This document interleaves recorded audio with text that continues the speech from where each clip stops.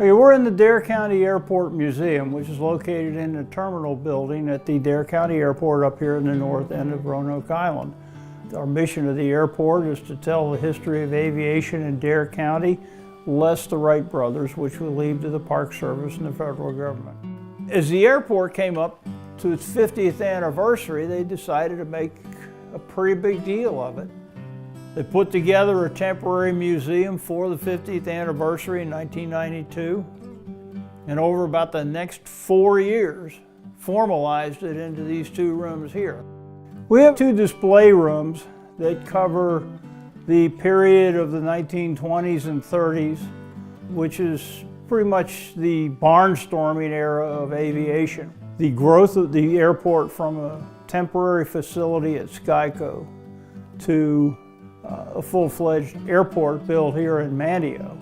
We tell that story through a number of authentic artifacts. In other words, we don't just collect and display anything, but probably over 95% of the artifacts and material in this museum are authentic to the time and the period here at Dare County Airport. We have displays of uniforms, equipment, artifacts, a number of documents, particularly detailing the service of the Civil Air Patrol, Coastal Patrol Base 16, which is a big part of the history at this airport.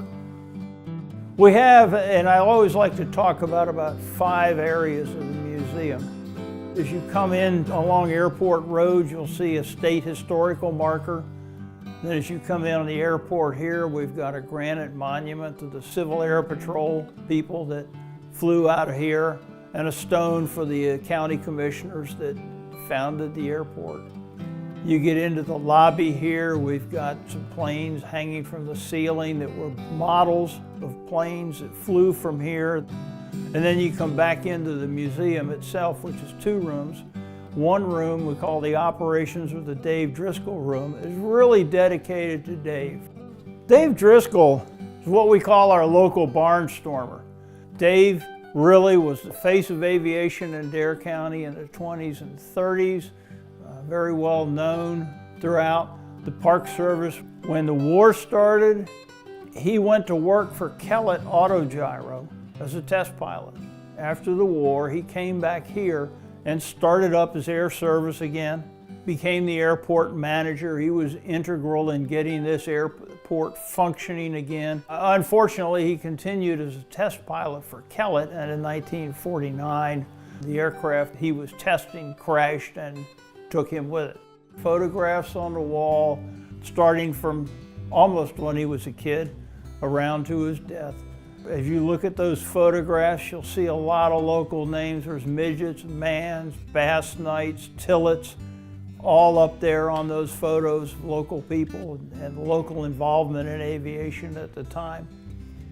You come into the other room, the main room, and this is really focused on World War II. When the war started for us in 1941, the Germans sent over some submarines to shoot up the convoys transiting the coast here.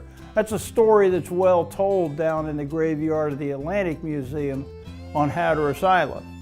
The Civil Air Patrols flew patrols up and down, effectively a convoy escort.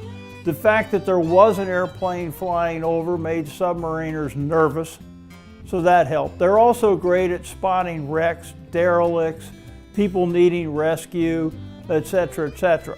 Now, understand that most of these were 2-seat airplanes.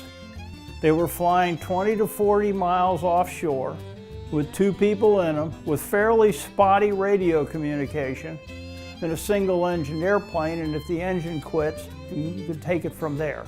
And in fact, a number of pilots throughout the Civil Air Patrol, including 2 from this base, were in fact lost in accidents at sea.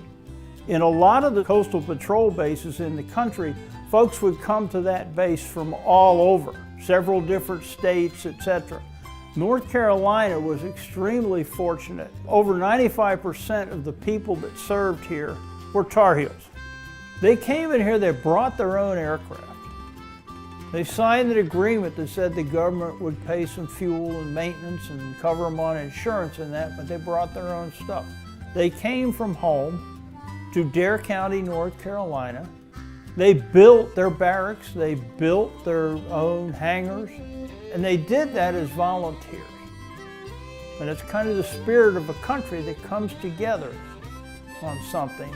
And that's an important story in that. There's 2 display cases full of Civil Air Patrol uniforms. These are authentic uniforms worn by people that served here on the base in Civil Air Patrol World War II. The next 2 displays are artifacts from the Coastal Patrol base itself. We've got flags, we've got ration books, we've got various certificates, photographs, uniform artifacts. And then we shift to the Naval Air Station, and we have 3 cases here that talk about the Naval Air Station.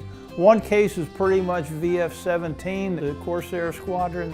They went to the South Pacific and became the highest scoring fighter squadron in the war.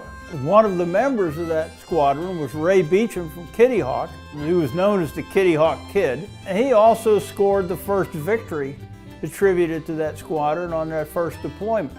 The second case is the air base here and a couple other squadrons, many of which were populated by local people.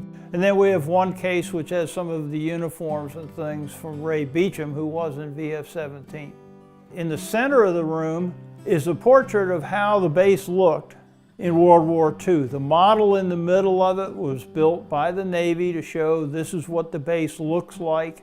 On each side of that we have uniforms and documentation, effectively a memorial to the 2 flyers, Frank Cook and Julian Cooper, who lost their lives in December 1942. One last thing that's in here is a table full of reference material. We've tried to organize binders of information showing the early years of Dave Driscoll, how the airport was formed, all the various county documents and things and the processes they went through. The Intel Journal, photographs of the members that were here so you can identify the hometown, the people. And then we've also got war diaries and other things of some of the squadrons that served here. The importance of the museum is, first off, it is local history here. It's local to Dare County, it's local to North Carolina. The quality of this display is just basically out of sight. For a small airport museum, the county and the airport did a great job of putting together a very pleasing display. It ties to the Graveyard of the Atlantic Museum, down on Hatteras with the tie of the Battle of the Atlantic. In terms of the Civil Air Patrol itself, this is one of the better collections of material and display that the public can get to. It's a fascinating little museum, and one that the county should be proud of. If you go any other place and you look around and say, gee, that's not near as nifty as our own little museum here. The credit goes to Harry Bridges and a lot of other people back in the early 90s who put this thing together, and the county who supported it.